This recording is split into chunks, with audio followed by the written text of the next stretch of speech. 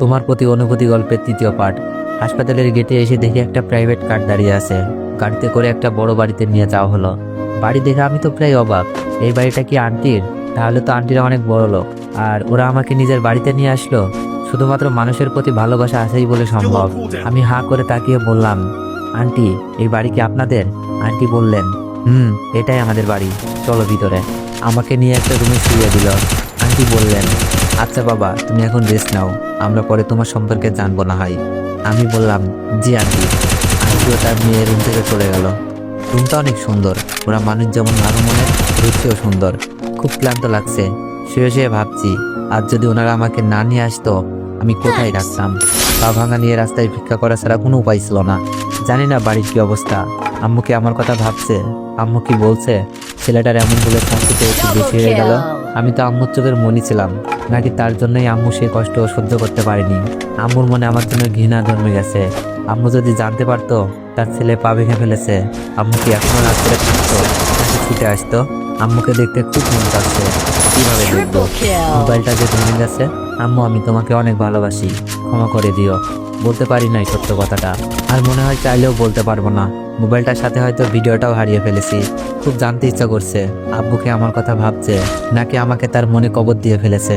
আর সুমি আপু হয়তো বলছে বিশ্বাসটা ভেঙে দিয়েছে। আর মিথিলা তো বললই দুলাভাইকে বিয়ে করে ফেলবে। তবে দুলাভাই কি এই ভুলটা আবার করবে? আমিও তো ভিডিওটা দেখিয়েছি, হয়তো ভিডিওটা দেখে থমকে গেছে এতক্ষণে।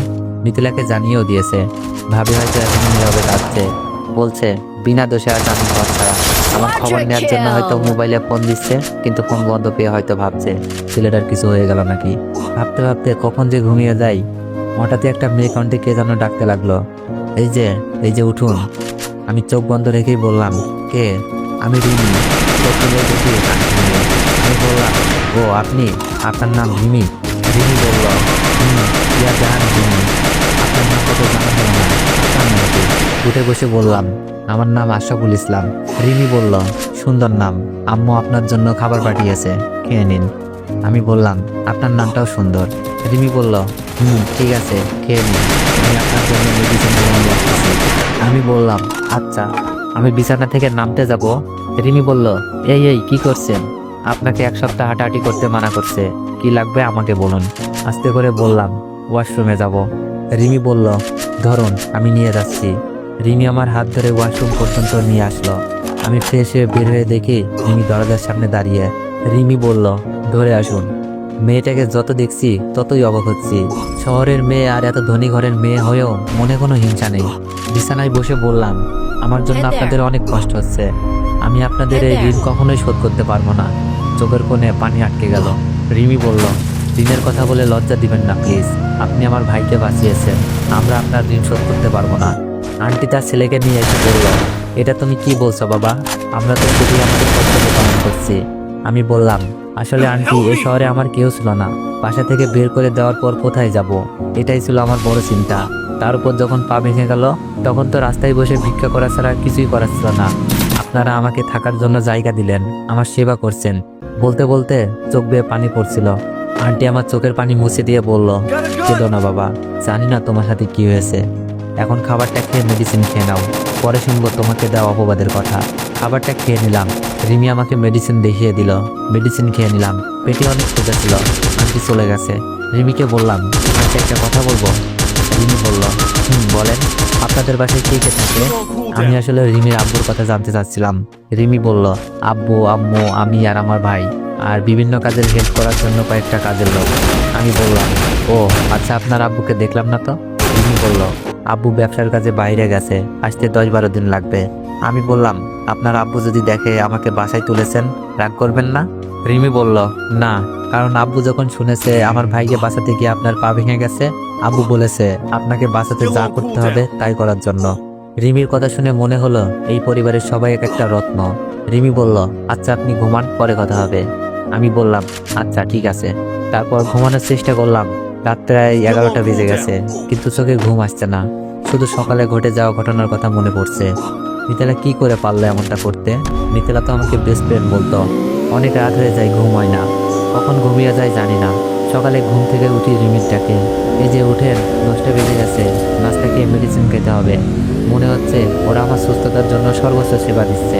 আমি বললাম, ও কেমন আছেন? রিমি বলল, আলহামদুলিল্লাহ। আপনার পায়ের ব্যথা কমছে? আমি বললাম, মনে হয় কমেছে। রিমি বলল, আসুন ওয়াশরুমে এগিয়ে দিয়ে আসি। আমি বললাম, ধন্যবাদ। আমাকে ধরে ওয়াশরুমে নিয়ে যাই। ফ্রেশ হওয়ার পর নিয়ে আসে।